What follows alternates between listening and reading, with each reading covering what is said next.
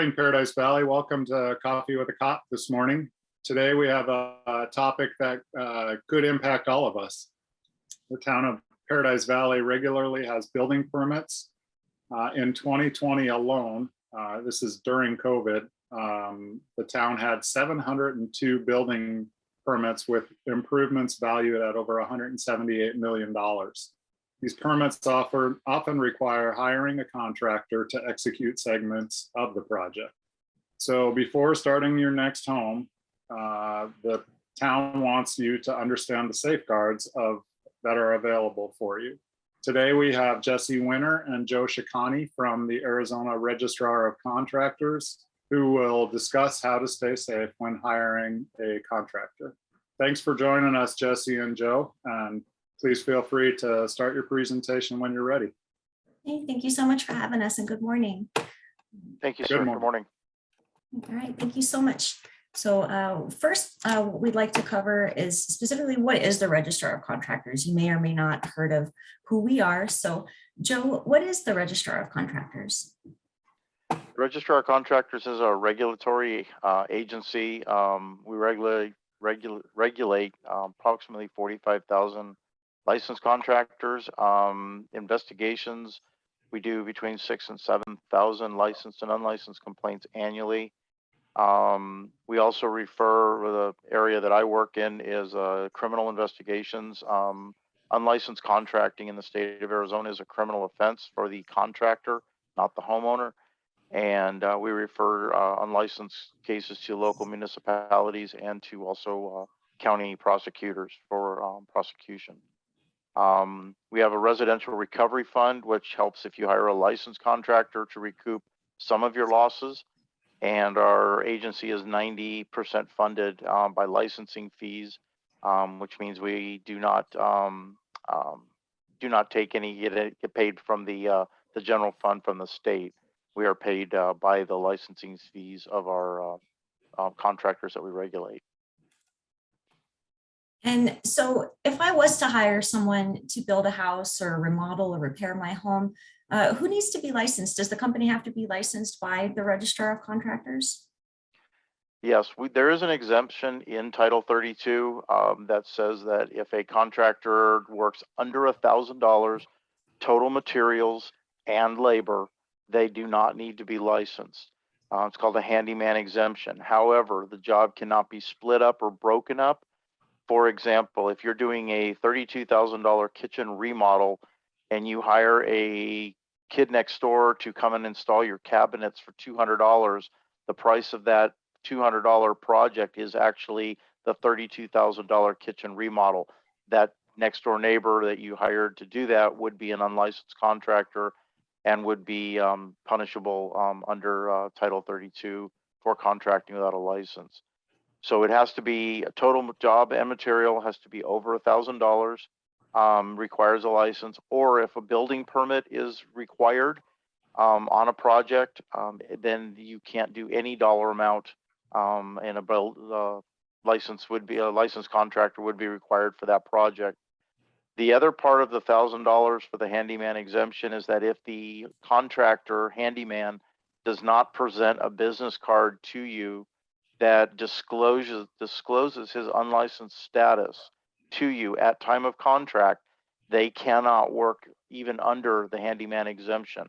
So if a handyman comes to fix a back door and they don't disclose that they're not licensed to you, then they're still in violation of the law and they cannot use the handyman exemption to do that work. Wow. So who's covered by the license? When the registrar licenses someone, who's covered under that? We license the companies and the employees that work underneath the work within the license would be covered under that license as employees, but they have to be legitimate W-2 employees of the business to be covered underneath there. Independent contractors or 1099 workers are subcontractors and are not covered, and they must be separately licensed. And so what are the benefits of hiring a licensed contractor? Why should I hire someone with a license? There's several things that we do prior to issuing a license. We do background checks. We verify through trade exams. Trade exams are if you have an electrical license, you have to take an electrical trade test. If you're a general contractor, you have to take a general contractor trade test. We also have them take a business test so that we know that they can pass how to run their business, so that the money that you pay them is handled appropriately for the job. We also make sure that we do a background check. You're also covered for 2 years from the completion date or the date of escrow by the registrar of contractors. The contractor says you have a 1-year warranty. It actually by law is a 2-year warranty, and we can hold them responsible for any workmanship issues up through that 2-year period, as long as the complaint is filed before the completion of that 2 years expiring. We also check on building codes. The local jurisdiction has jurisdiction over building codes. However, the registrar, as part of a complaint process, can bring the local jurisdiction in on building code issues. The last one is as I mentioned briefly before, is the residential recovery fund. The residential recovery fund, if you're harmed by a contractor and a contractor is then disciplined after they either do not complete your work or still do not complete it to state minimum standards, the contractor gets disciplined, and then you can apply for the residential recovery fund. And if you meet certain criteria, you can receive up to $30,000 reimbursement to fix your project. That sounds really important to hire someone with a license. And then, and of course, if someone does hire someone without a license, they have no recourse to the registrar of contractors. Is that right? That is correct. The only recourse they really have if we submit for criminal prosecution, and contracting without a license is a Class 1 misdemeanor. They typically wind up with probation. And one of the trends we're starting to see is that the local municipalities and the county are determining that if a homeowner didn't do their due diligence to check to find out if the contractor was licensed or unlicensed, and they did hire the unlicensed contractor, that they are not entitled to restitution because they didn't do their due diligence. It's something that started in 2020, and we are now starting to see that trend pop up where their prosecutors and the judges are actually not allowing restitution to be awarded. And your only recourse at that point would, of course, be to go to small claims court and seek relief through the civil process. And hope they show up, right? Correct. And so that kind of brings us to another issue as far as scams. There's a lot of scams that happen out there. Can you give me maybe some pointers about how we can avoid being the victims of scams? Yeah, the ones that's most important and that we see a lot, and you probably, as citizens have had this before if you don't live in a gated area, is that the door-to-door solicitors, especially for solar, everybody's pushing solar. If you're thinking about solar, do your research 150%. Check the rebates are still available to you. A lot of times they will inform you about rebates, and the rebates have actually expired and they're not eligible for you. Do your homework, do your due diligence, make sure that it's really a good fit for you prior to doing it, but definitely do not do business at your front door. They can come back at an appointment. They're going to pressure you to do the work then because you're going to save a bunch of money. Do not do business at your front door. Again, as I was saying with the solar, always do your homework. Check the license through our agency, which we're going to show you here in a second how easy that is to go through that, and to make sure that they're appropriately licensed. You don't want to hire, and this is going to sound funny, but we see it all the time. You don't want to hire the landscaper that put your sprinkler system in to remodel your kitchen. And we get these all the time because the homeowners will walk out and say, do you know anybody? And of course, they're not going to turn down the money. They'll say, I can do it. And the next thing you know, you have a landscaper installing your kitchen equipment and doing electrical work. And it usually doesn't ever work well in the end. It doesn't pan out. So do your check, make sure they're appropriately licensed for the type of work that they're doing. Get several bids and estimates, ask for references. If they, first of all, when you're doing your check, if you want to make sure that you know what their contractor's license is. If they won't give you or they don't have the contractor's license, that should be the major red flag right there. If they say, well, I can't remember it, let me go to the office, but they never get that to you, that should be a major red flag. They should be proud that they worked this hard to get a license and to work under that license. If they're not willing to share that with you, walk away. Even if you're saving thousands of dollars, walk away, because there is no guarantee that their license is in good standing. There's a reason for that. Second thing, as I was saying, get several bids and estimates, ask for references, call their references, ask them what kind of problems that they had or how did the job go. Do your homework, because your job, you're spending your hard-earned money, and in the end, you want the best product for this. The last thing you want to do is wind up having to call us in to mediate 6 months down the road. Your house isn't ready for Thanksgiving. I mean, all of these things we hear because projects lingered and the homework wasn't done on the end front part of it. Obtain a written contract from the contractor that includes all services to be provided, the license number of the contractor, startup completion dates of the project. All of those things should be asked and be included in there in the contract, and you should definitely ask for it. If they don't want to provide it, again, that's a red flag. Walk down the road to the next person.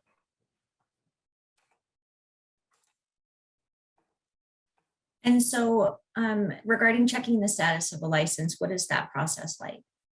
Okay, so the first thing, as I said, you want to make sure you get their ROC license. We have a lot of contractors that use very similar names. So if you hire All About Remodeling and they use let's say it's All About Remodeling and Construction, and they use AND Construction.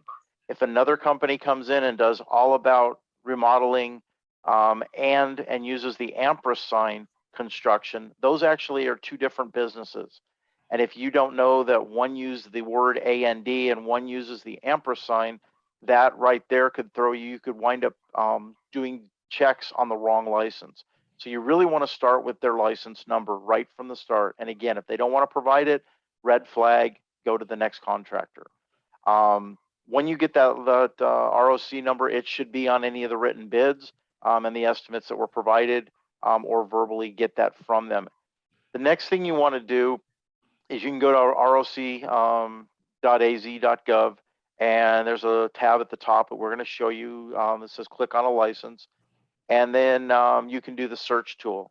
Using that, enter the ROC license number, and it'll tell you all the information. And we're gonna display this and show you here in the next slides how to do all that, and it'll give you all the information for this person's license. The next thing you want to do is then you want to call the company up and you want to verify that the person that you're dealing with, if you're dealing with Mike Smith, you want to make sure that a Mike Smith works for that department. Because another thing we find quite a bit is the unlicensed contractors can go on the search just like you can, and they can find somebody who might have a common name, pull that license number, put it on their bid, and then submit it to you and fraudulently use their identity. We see that quite a bit. It is identity fraud, and we do prosecute for that quite frequently with our unlicensed cases. So you want to make sure that also the person you're hiring with that ROC number is actually the real person that you're dealing with. And so next we're just going to show you a brief video about how to do that on our website so you can understand that process.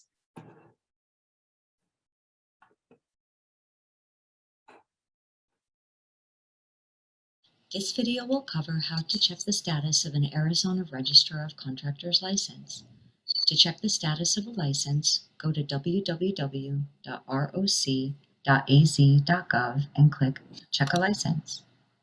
You can search by company name or by an individual's name associated with the license, but to ensure the most accurate search, we recommend using the contractor's 6-digit ROC license number. Enter the 6-digit ROC license number and then click Search.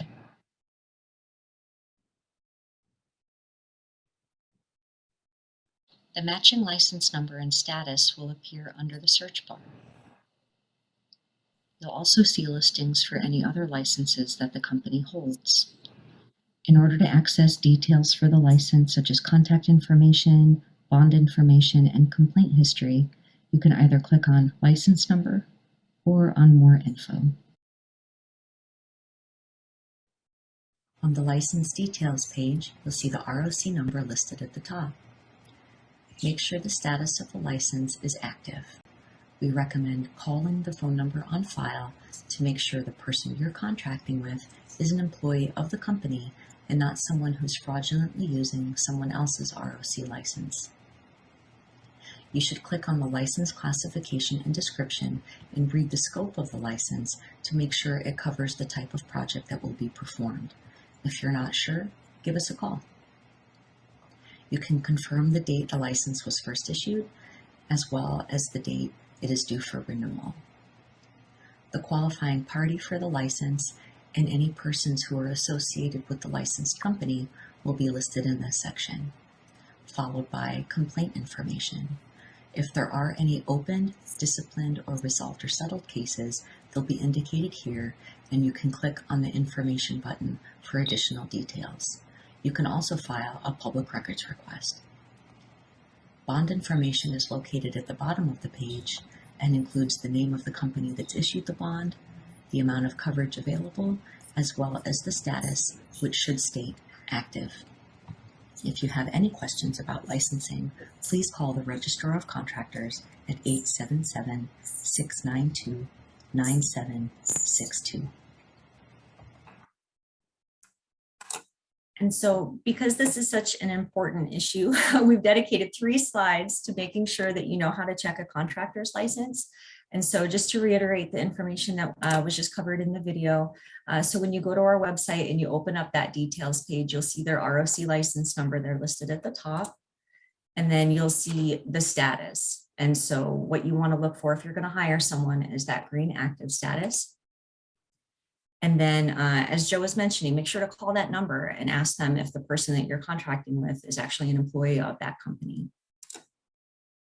Next, you can click on the license scope and make sure that it covers the kind of work that is going to be performed for the project. And then also that renewed through date to make sure that the license is going to be current during the time that your project is being performed.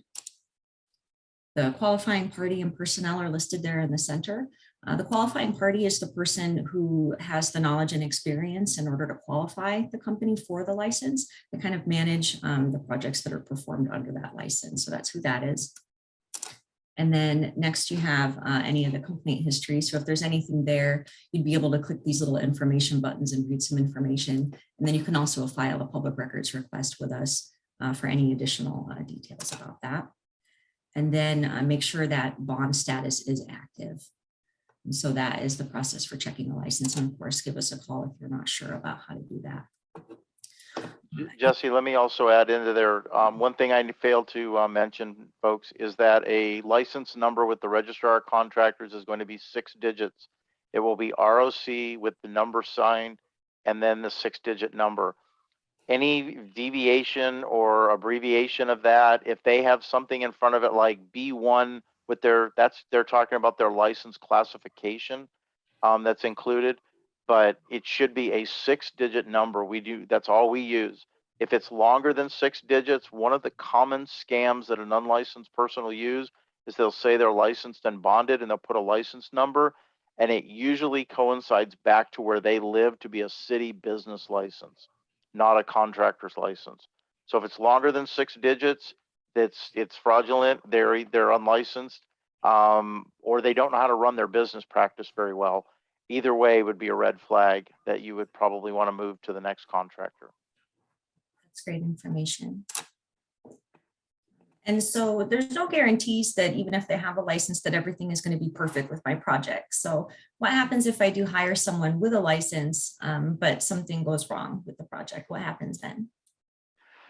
So once you file a complaint with our agency, within 5 days, you'll be contacted by an investigator. First thing with our investigators are not building inspectors and they are not home inspectors. what they will do is they will come out and they will look at the complaint that you're addressing and you are showing to them. So for example, if it's a tile floor, if you have the investigator will come out with the contractor in that first 10 to 15 days and meet with you at the home. You show them the floor and you say there's excessive lippage. In other words, tiles are too high, and when we walk through the house barefooted, we trip on the edge of the tiles or we cut our feet. The investigator then, there's a state minimum standard. We will check that standard to see if they are too high. We'll go through all that. We will then verify what you as the complainant are telling us, and then we'll ask the homeowner or the contractor to respond to your allegations.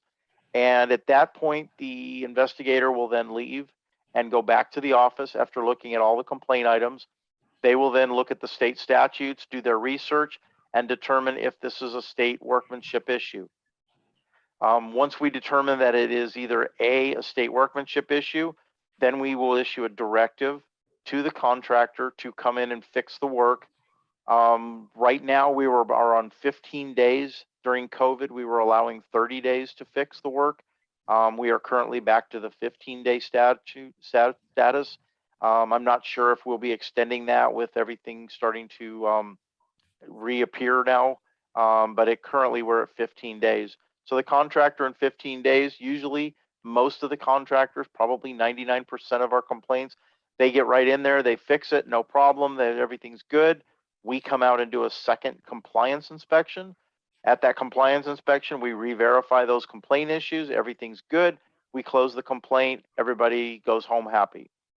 The second way the process could go is that if we go out there and we issue the directive and the contractor, for whatever reason, doesn't fix the complaint correctly, then it goes to a hearing in front of a law judge.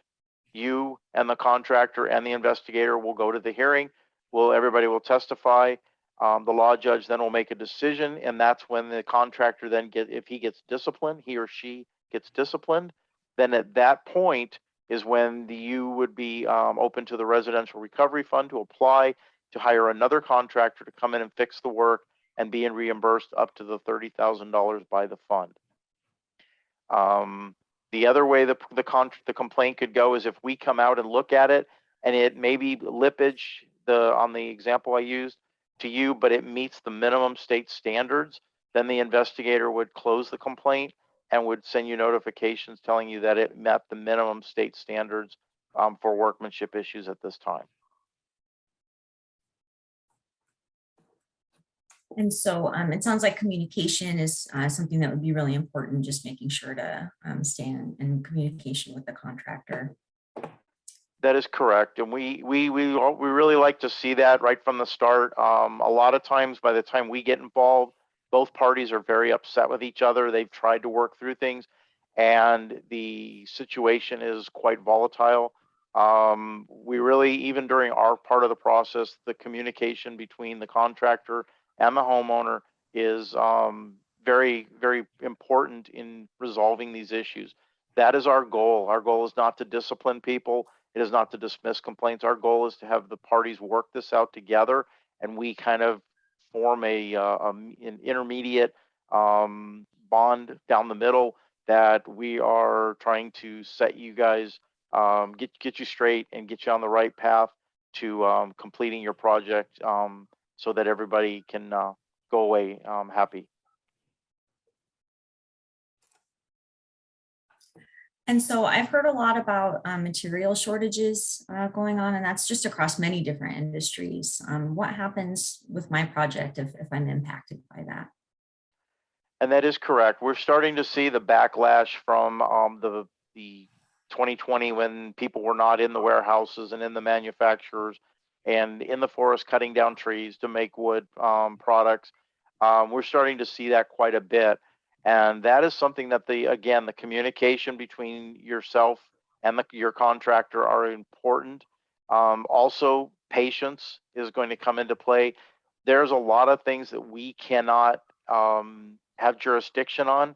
For example, if a contractor said they were going to build your room addition in 8 months and now you're 12 months down the road and you file a complaint with us and he has documentation from suppliers that he can't get the materials needed to finish your project, we're not going to hold him accountable for that. We are going to tell him that we're going to watch this project and we want him to continually diligently move forward on what he or she can do for the project.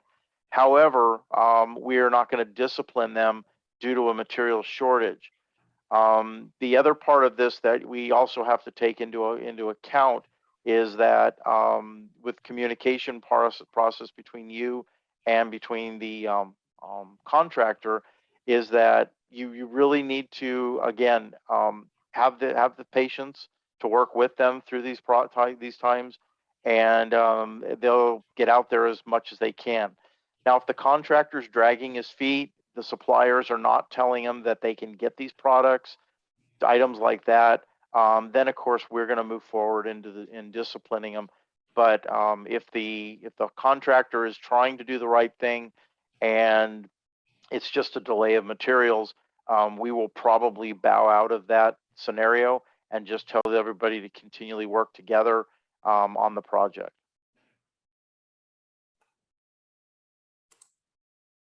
And so you kind of touched on this already about the complaint process and was kind of involved in that. This is an image from our website. There is a flow chart that you can go to on our website in this complaint section at roc.az.gov. And it has a full complete chart and it continues on for a couple different pages about what that looks like if you do file a complaint with us and what would be involved in that process. Is there anything that you'd like to add on this page? Joe, I think you covered a lot of this already. No, I think we covered it. And so you shared a lot of great information with us. What are the main things that you think we should take away from what you shared with us today? The main thing is, even if it's small handyman work, always hire a licensed contractor. I know there's a lot of handymen out there that won't like to hear me say things like that, and they have their purpose.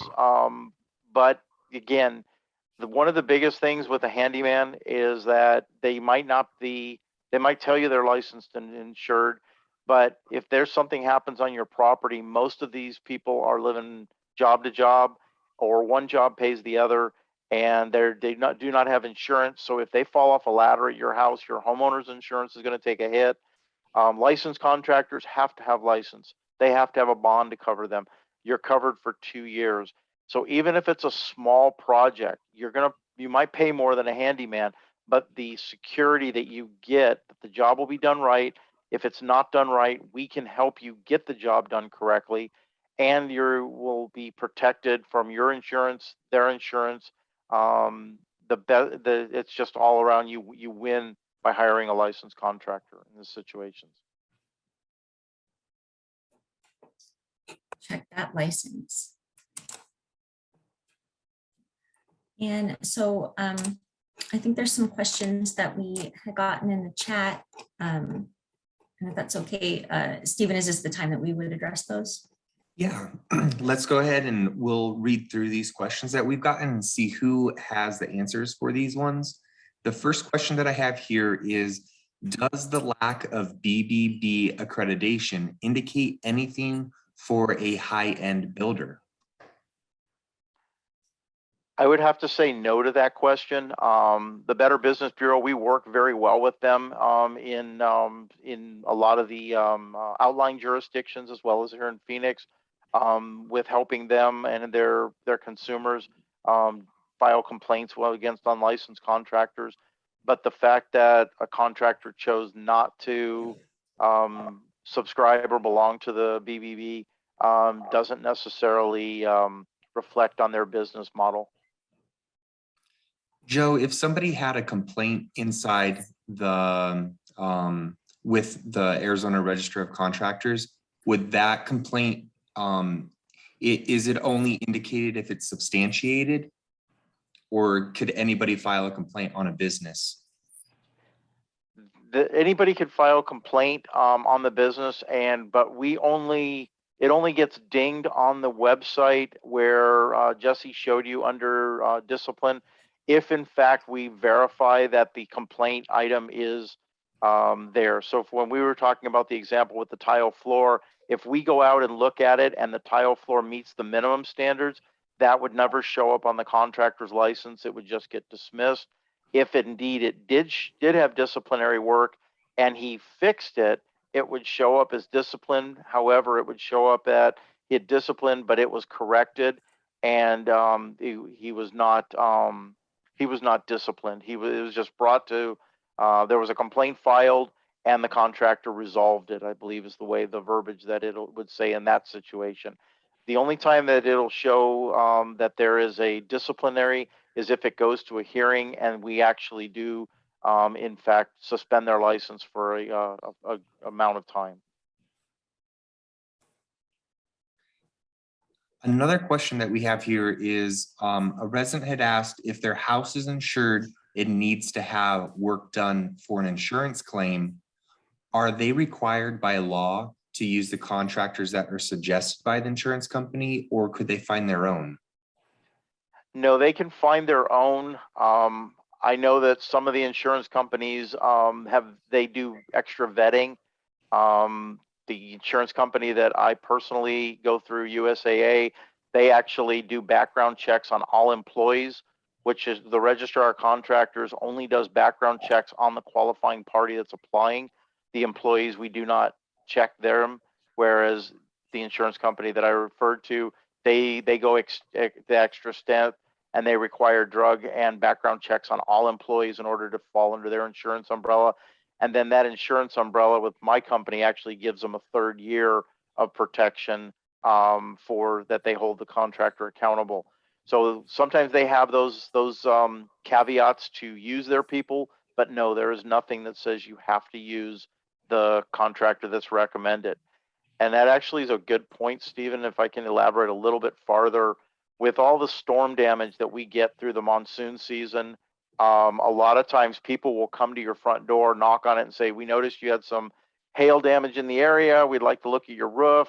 And they write you an estimate. And the next thing you know, you don't read the small print. And at the very bottom says, if you decide not to go with us, now that we've given you this free estimate, you owe us 20% of the estimated of the contracted price if you choose not to go with us.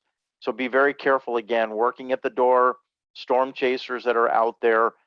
Their contracts have got little caveats in them that will wind up getting you in a bind. Make sure you know what you're doing and you read everything before you let people on your property. Free estimates are never free. Pretty much guarantee that if they're doing business at the door. If you call them out to your house, that's a different story. But if someone knocks at your door to give you something free, that's usually is not a good, that's a red flag you want to avoid. That's really good advice. Do you know, another question here is, if somebody has their license suspended, could it ever be a simple mistake or misunderstanding? Absolutely. That's a very, very, very good question. A license can get suspended for many reasons. The most common, if you look on if you check the background for them, is they'll say suspended lack of bond. That is the same as driving a car and being MI suspended, where you maybe changed insurance companies. One insurance company reports you as being suspended and the other company took over the next day. And for that brief day, you might not have had insurance on your car. And the same thing happens sometimes with the contractors. And a lot of times the other reason is that they'll say suspended for lack of renewal. That means that they forgot to renew their license. Just like on your car, if you forget to renew your tags and you look at the car and you go, oh shoot, that was due last week. Same exact scenario.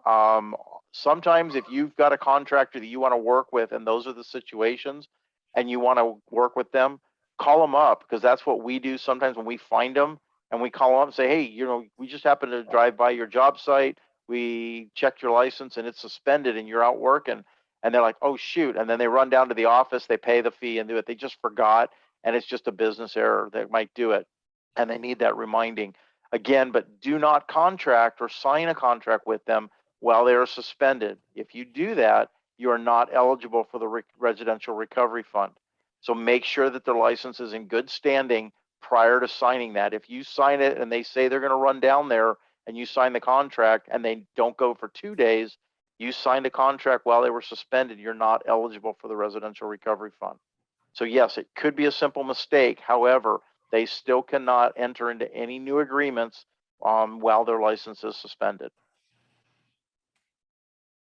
Awesome. Thank you for that clarification. Another question that came in is more specific towards our town staff and asks about when there's a code violation completed, what they can expect in terms of closure. And in reference to that question, that's for another department. And what I'll do is if that resident can send their email, what I'll do is I'll connect you with our building department. So that way they can answer that more specifically. If there's any other questions that do end up coming up, feel free to reach out to us. We've got, looks like, contact information here for the Arizona Registrar of Contractors if you guys have questions for them. And we'll always connect you with the best resources we can. Thank you so much for this opportunity and for having us here today to share this information. Thank you. Jesse, Thank you well, I want to thank you as well for coming and sharing the information, being part of our Coffee with a Cop this morning. The information you presented is really valuable to us, especially as we go through the construction times right now. I just wanted to shout out to my town manager and just thank her for being a part of this morning, Jill Kymack. And then I hope you enjoy your second cup of coffee and the rain we're supposed to get today. I'm kind of tentative on that, but hopefully we get a little bit and not a washout. Thanks for joining us this morning. Thank you. Thank you for everybody. having us, Chief.